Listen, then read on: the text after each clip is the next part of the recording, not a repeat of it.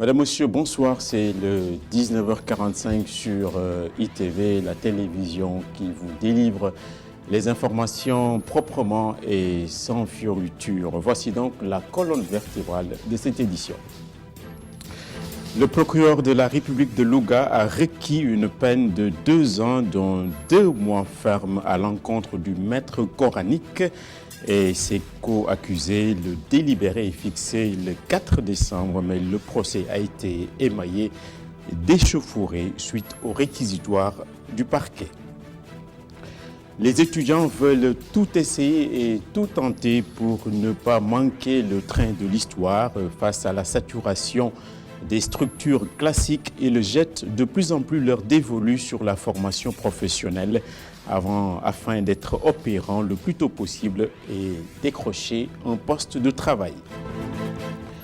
La Guinée-Bissau, le président sortant a été battu et écarté de la course. José Mario Vaz n'est arrivé que 4e avec quelques 12%. Le second tour opposera le 29 décembre Domingos Chimoes Pereira du PAIGC à Omaro Sissoko Embalo.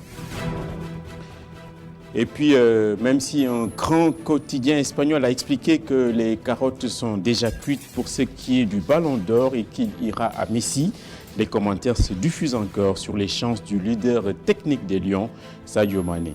Pape Diouf, ancien de l'OM, ainsi que Philippe Doucet de Canal+, ont livré leur ressenti à ce propos. Le développement de tous ces titres dans un court instant.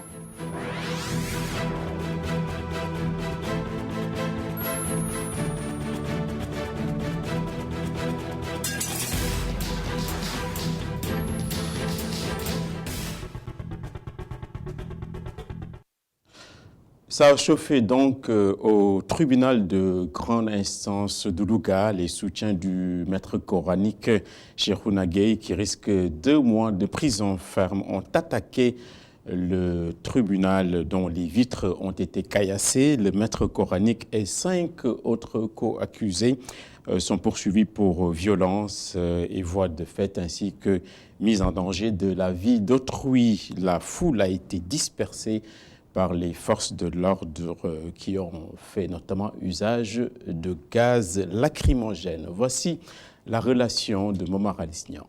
Mobilisation ce mercredi devant le tribunal de Louga, à l'occasion du procès de Serigne Khadim Gueye, attrait à la barre avec 4 autres personnes pour violence et voie de fait sur mineurs de moins de 15 ans et mise en danger d'autrui. Des talibés et des marabouts, venus de partout à travers la région, ont manifesté leur soutien à Serigne Khadim Gueye. Un maître coranique qui est dans son petit coin et qui enseigne le Coran aux enfants, on doit le laisser tranquille parce qu'il ne fait du mal à personne. Nous ne reculerons devant rien. Soit il le libère, soit il nous emprisonne tous avec lui. Ou bien ils peuvent même nous tuer. En tout cas, nous ne reculerons pas. Au cours de l'audience, le marabout accusé a reconnu les faits qui lui étaient reprochés, tout en précisant que cette pratique était très ancienne dans son terroir. Le marabout Serigne Khadim a reconnu les faits et il pense les avoir faits malgré son gré. Car pour lui, les talibés fuguaient beaucoup et il a fait cet acte pour leur sécurité.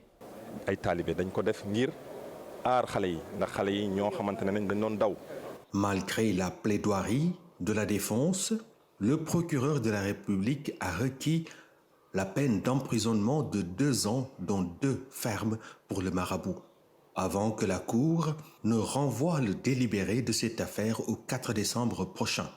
L'annonce de cette décision du tribunal a été très mal accueillie par la foule de souteneurs qui a aussitôt pris d'assaut le tribunal, vandalisant ainsi l'entrée de l'institution. Il aura fallu l'intervention de cet homme, Serigne Dan Mbacké, pour calmer les nombreux talibés en attendant la date du 4 décembre prochain, date du délibéré de cette affaire. Mobilisation inédite donc dans la capitale du Niambour. Les représentants du peuple n'ont pas non plus fait la politique de la chaise vide. Les députés du Sénégal sont en séance plénière. Le budget 2020 de l'État du Sénégal s'arrête à 4 215 milliards contre 4 071 pour la loi initiale 2019. Pas de hausse contrairement à ce que laisse croire la nouvelle présentation du projet de loi des finances 2020 arrêté à 3 708 milliards selon le rapport présenté par la Commission des finances de l'Assemblée nationale à l'ouverture ce matin du marathon budgétaire. Nous y reviendrons avec notre reporter Cher Hassan Fall. Les algorithmes et le numérique sont un outil efficace et rapide d'optimiser le recouvrement des recettes intérieures. C'est une option peut-être irréversible du réseau africain de recherche en fiscalité qui a lancé son congrès ce matin avec en toile de fond les défis et opportunités de la numérisation. Abdourahmane Ly, Seleman Diallo vont plus loin encore dans ce reportage qu'il nous propose. Après une étude faite de l'évolution du monde, en mettant surtout le doigt sur le domaine de la technologie, de l'information et de la communication, les 34 pays africains regroupés au sein du réseau africain de recherche en fiscalité travaillent d'arrache-pied pour que la numérisation du système fiscal du continent soit en faveur de la maximisation du recouvrement des recettes intérieures. Les nouvelles technologies de l'information et de la communication ont pris le pas sur l'économie du pays au point que la façon dont on gérait les entreprises est à présent changée à cause de la numérisation. Un fait qui peut tout de même entraîner des conséquences négatives sur l'administration fiscale. Raison pour laquelle nous nous sommes réunis ici aujourd'hui pour voir les voies et moyens pour ne pas tomber dans ce piège de la numérisation. Il y a évidemment des manques à gagner, mais justement, l'administration fiscale par elle-même aussi, de combler tous ces trous pour être sûr justement qu'on maximise le recouvrement des recettes. Pour en profiter pleinement, des challenges devront être relevés. Il y a un potentiel énorme. Vous savez, avec la numération, les choses avancent très rapidement.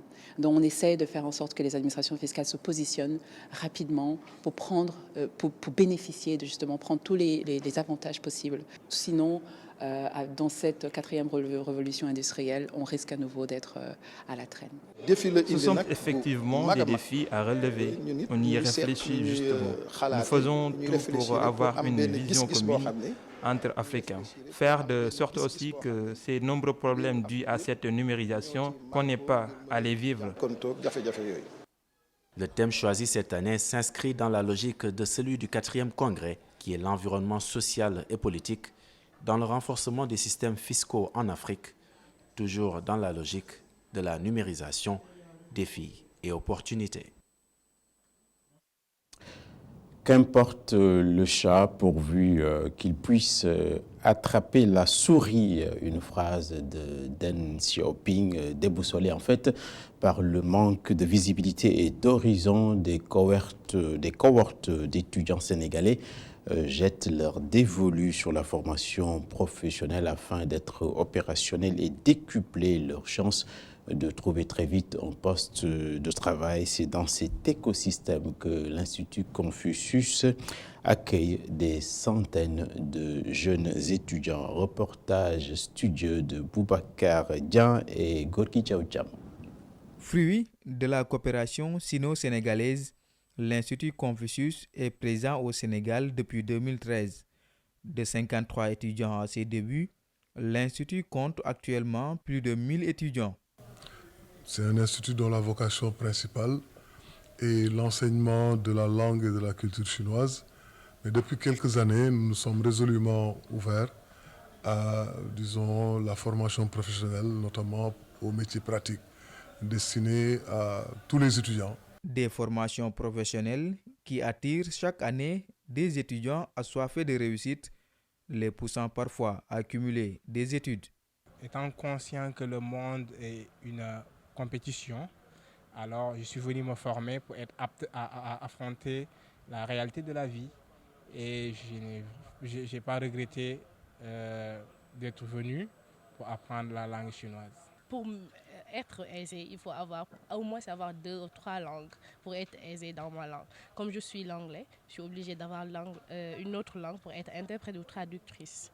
Un large sourire qu'Eliman Bahoum et Fatoussi, étudiants en 3e et 4e année de langue chinoise, manifestent leur joie d'être entrés dans le monde du travail. J'ai déjà un débouché je suis interprète actuellement avec des Chinois dans une entreprise. Oui, je dis oui avec un grand sourire parce que j'ai déjà trouvé un boulot. Je suis entré dans le monde du travail grâce à cette langue, même sans pour autant finir la formation. Donc même en niveau 3, on commence même à avoir un travail. Mais moi, je prône pour ceux-là qui continuent leur formation parce que écourter ta formation pour un travail, c'est bon. Mais il est préférable d'avoir tes diplômes. Et moi, c'est ce que je suis en train de faire. Mais quand aussi il y a des travails qui se présentent qui peuvent ne pas affecter notre apprentissage, donc on le fait.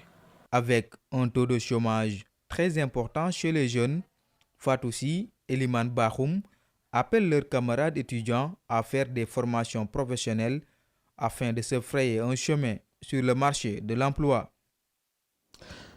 Tout individu est un malade qui s'ignore. Il faudra qu'on l'intériorise. Le 2e congrès de la Société sénégalaise de gastro-entérologie et d'hépatologie est prévu du 28 au 30 novembre. Le comité d'organisation a fixé les grands axes de ces journées dont le thème principal porte sur le cancer du tube digestif. Sa prise en charge est très complexe et se heurte dans notre pays à plusieurs apories. Le président du comité d'organisation, le professeur Pape Saliou Mbaye, s'en explique au microphone de Chersal.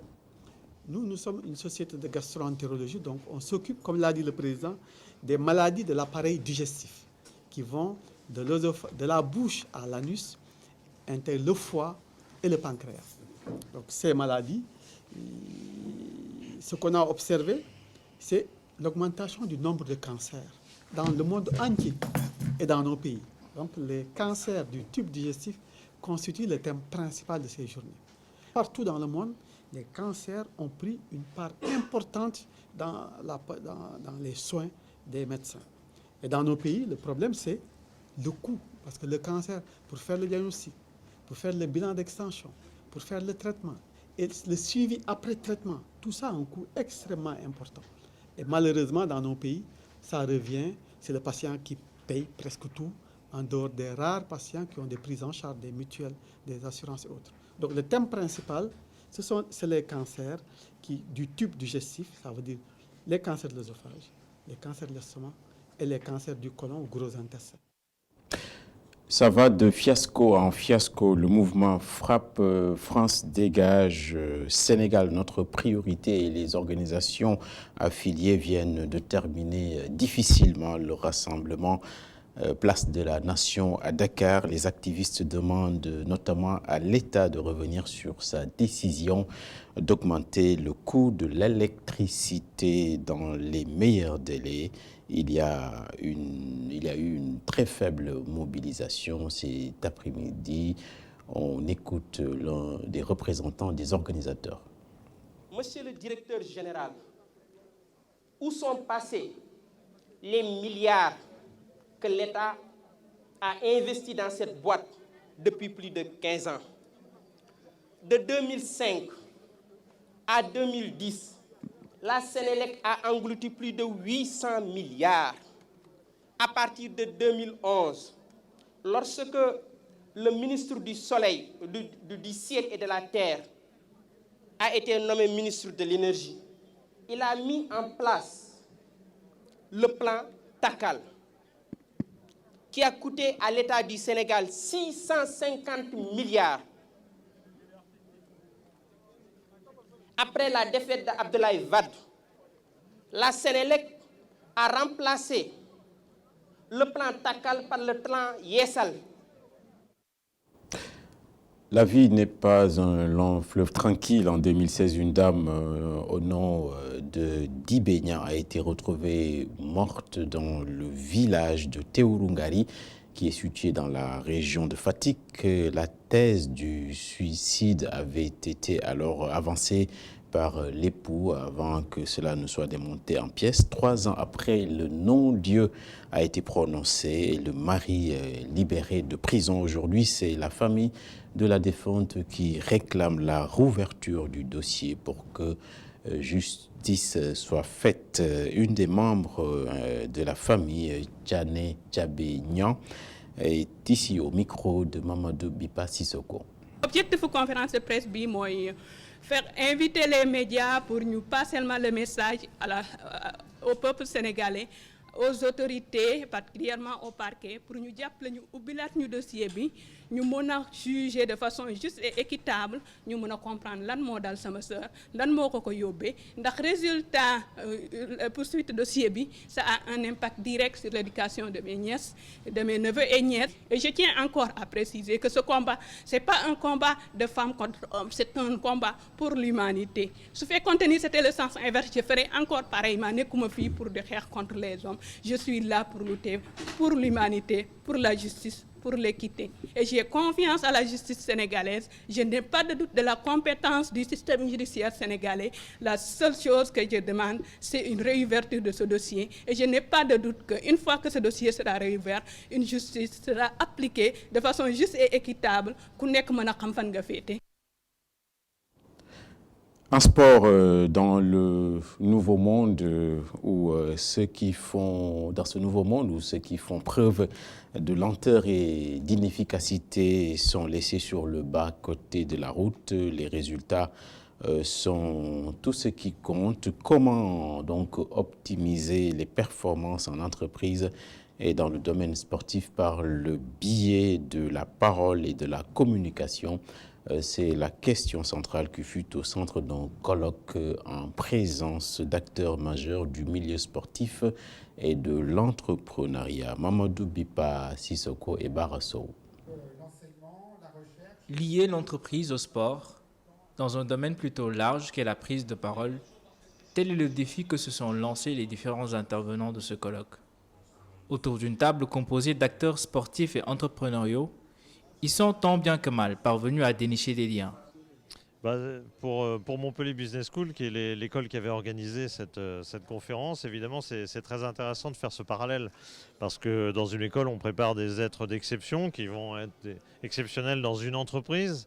Et donc, ça se rapproche un peu de ce qu'on va demander à des joueurs. Alors évidemment, c'est beaucoup plus exacerbé.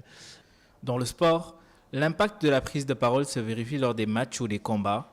Mais au préalable, elle se fait dans les vestiaires. D'abord, il y a Souleymane Baye qui a été coach lui-même, boxeur, bon bien sûr ex-champion du monde, mais qui a été coach aussi de boxeur. Et c'est une forme d'entraîneur encore plus radicale, je dirais, parce qu'il est avec un seul acteur, le boxeur, dont il dépend totalement. Et évidemment, un Pape Diouf, il sait ce qui se dit dans un vestiaire parce que pendant des années de présidence, pendant des années où il a été agent de joueur, entre ce que lui racontent les joueurs, entre ce qu'il a vécu lui dans le vestiaire, il a connu ces éléments-là. Il a d'ailleurs largement souligné que pour lui, il a minimisé la cohérence qu'il y avait à rapprocher ça de l'entreprise. Je pense que c'est un intitulé très vague qui ne donne pas une réponse, je dirais, définitive. La prise de parole peut être évaluée à plusieurs niveaux. On peut penser à la prise de parole publique, effectuée devant des journalistes ou devant simplement des observateurs. La prise de parole peut être faite par l'entraîneur. La prise de parole peut être faite dans le secret des vestiaires. La prise de parole peut être une manière, je dirais, de mettre la pression sur son équipe. Dans des secteurs marqués par la concurrence, les enjeux sont différents, mais l'importance de la parole reste la même si en sport, particulièrement en football, il n'est pas toujours évident d'assurer sa réussite.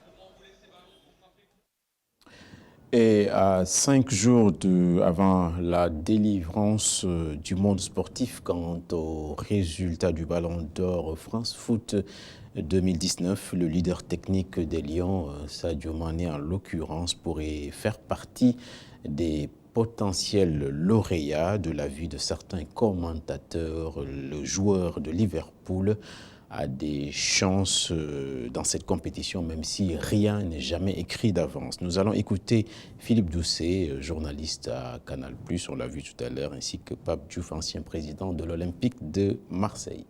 Écoutez, un vote reste toujours très subjectif, puisque on ne peut jamais sonder l'état d'esprit réel des votants.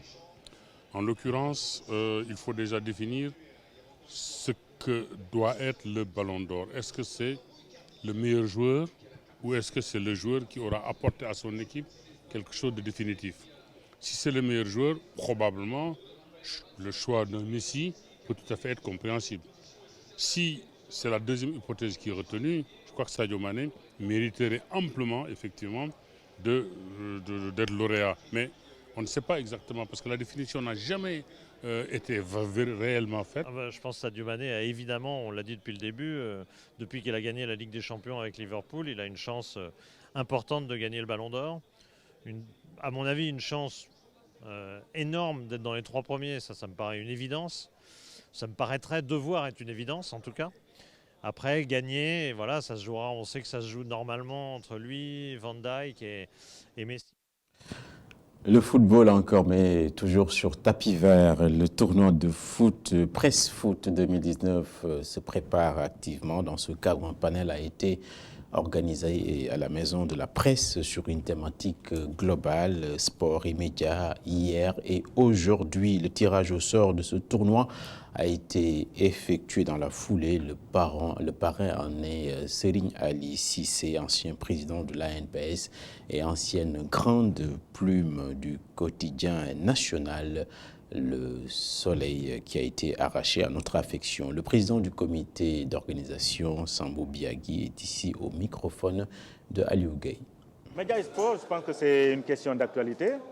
Vous savez, des doyens comme Abdoul Majid Sen, Serigne Ali Cissé, le parrain, ils nous ont balisé le terrain. Ils ont fait de sorte que nous, jeunes journalistes, nous avons choisi le sport comme, en tout cas, matière de prédilection. Donc, il y a eu des choses qui se sont faites avant. Mais aujourd'hui, avec l'évolution du sport, mais également des médias, il va falloir s'adapter. Nous sommes à la 8e édition. Chaque année, nous essayons de parfaire. Et chaque édition, nous nous retrouvons pour tirer le bilan, voir ce qui a marché et ce qui n'a pas marché. Mais notre objectif, en tout cas l'objectif de ce tournoi, c'est de se retrouver entre confrères et consoeurs, entre acteurs de la presse. Et voilà, c'est l'objectif principal de ce tournoi. Ce tournoi, il ne s'agit pas de gagner un trophée, de gagner une enveloppe, de gagner une médaille. Non, ce n'est pas ça.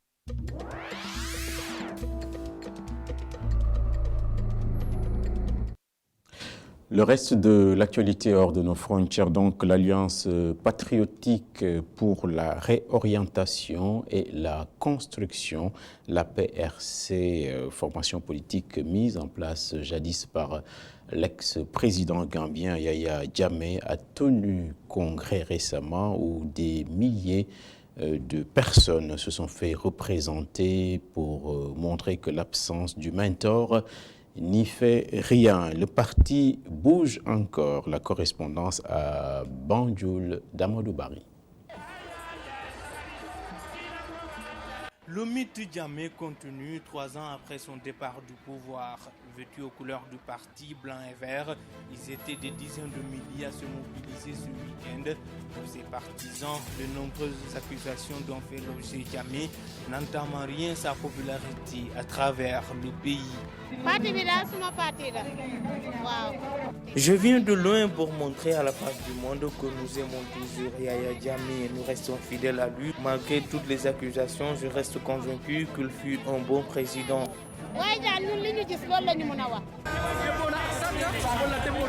Toutes les commissions mises en place au lendemain de son départ œuvrent chaque jour à ternir l'image de Jammeh et le décrédibiliser aux yeux de l'opinion. Alors que nous sommes reconnaissants à lui, cette campagne de manipulation sera vaine. John Camara, la soixantaine, lui aussi rêve d'un retour immédiat de Yaya Jammeh. Très nostalgique de son règne, il exige son retour coûte que coûte. Jammeh doit rentrer immédiatement au Bercail, nous le réclamons, nous l'adorons toujours. Ce meeting illustre sa popularité. Si je pouvais décider aujourd'hui, on allait camper ici jusqu'à son retour.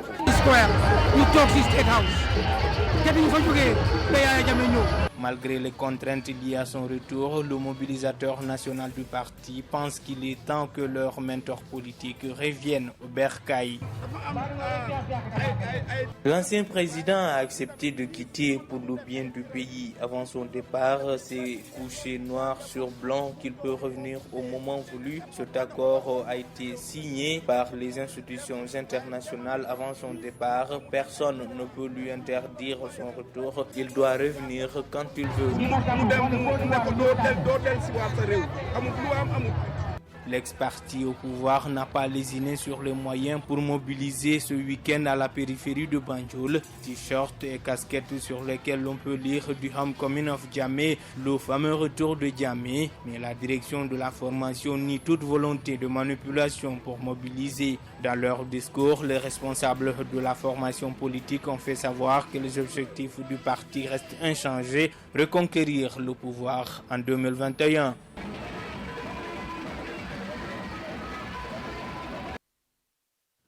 Un seul être vous manque et tout est dépeuplé à Banjul. Ailleurs, c'est un État qui a un genou à terre. Quelques 700 personnes et plus de 500 000 déplacés ont été enregistrés au Burkina Faso. Le pays des hommes intègres semble se désintégrer sous les coups de boutoir des groupes armés et polymorphes. Bien sûr, des Sénégalais sont établis dans ce pays, mais commencent à en subir les effets collatéraux. La relation et les explications de notre correspondant sur place, il s'appelle Ndiaga Thiam. Jour ouvrable dans la capitale burkinabé. À pied, vélo ou motocyclette, les Burkinabés vaquent tranquillement à leurs occupations. Chez Ndiaga Diarra Fall, on confie d'abord sa journée à Dieu. Ensuite, on va à la recherche de la pitance quotidienne. Et quand la musique sonne sénégalaise, on est gonflé à bloc.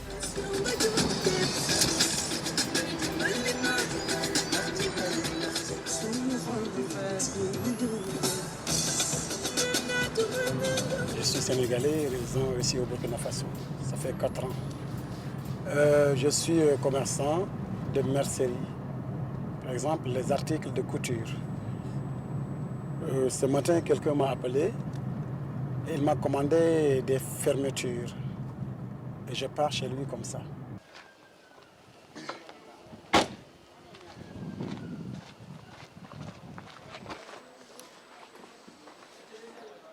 On a choisi de travailler avec Fall parce qu'il nous trouve tout ce que nous voulons en temps.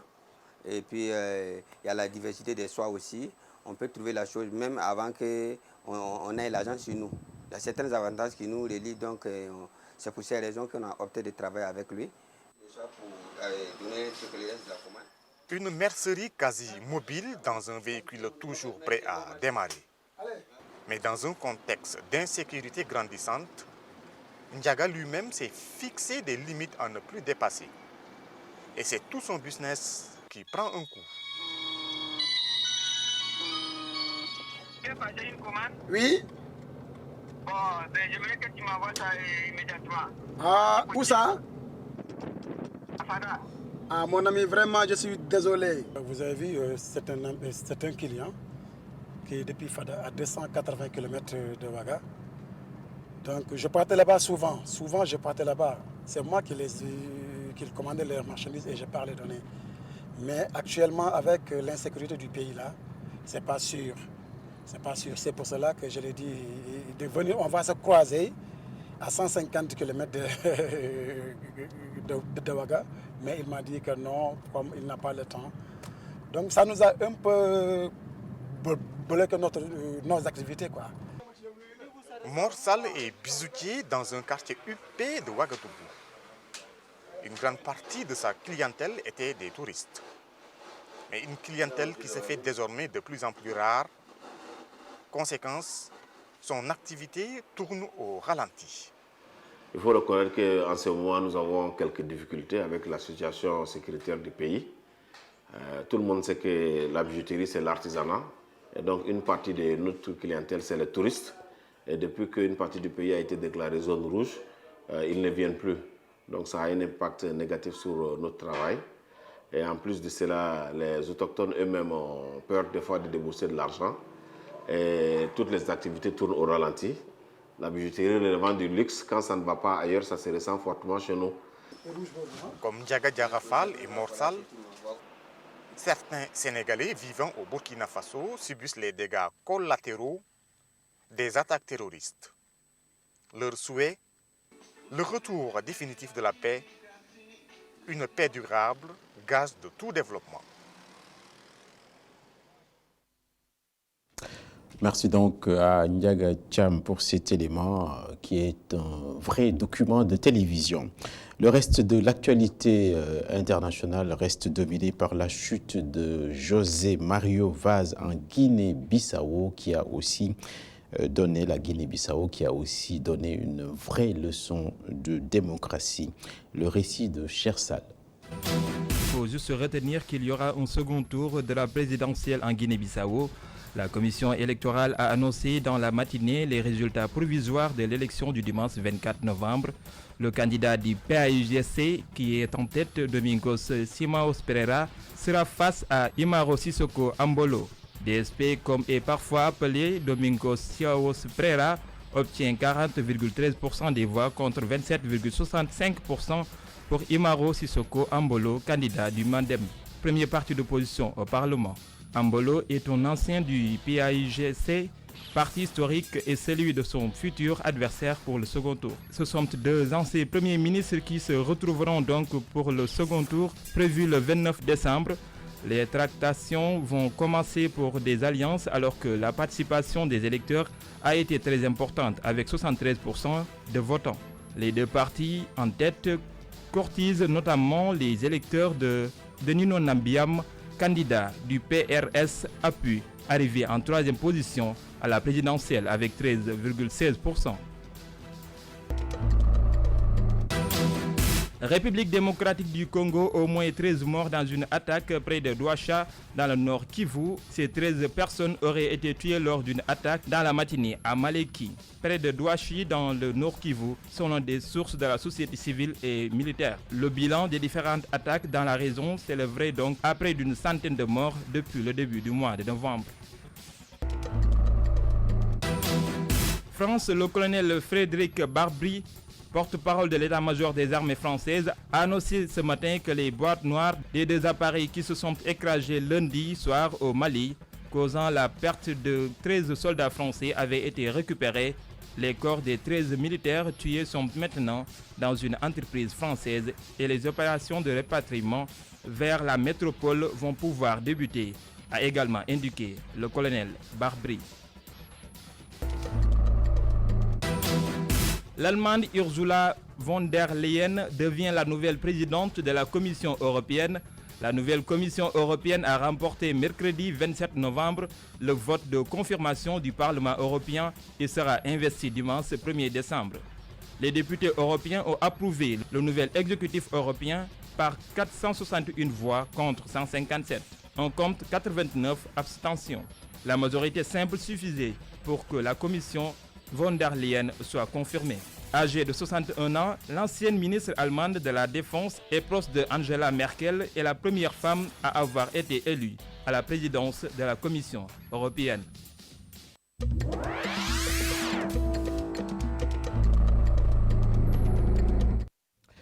C'est ainsi donc que se referme ce journal. Après la météo, il y aura les inspirations du professeur Sangué Diouf. Et ce soir, ITV vous propose une édition spéciale avec Mamoudou Ibra Kane, hommage et élégie pour Madame Colette Hubert Senghor qui vient de nous quitter et qui sera portée en terre demain à la nécropole de Bel-Air. Restez avec nous, je vous souhaite de passer une excellente soirée.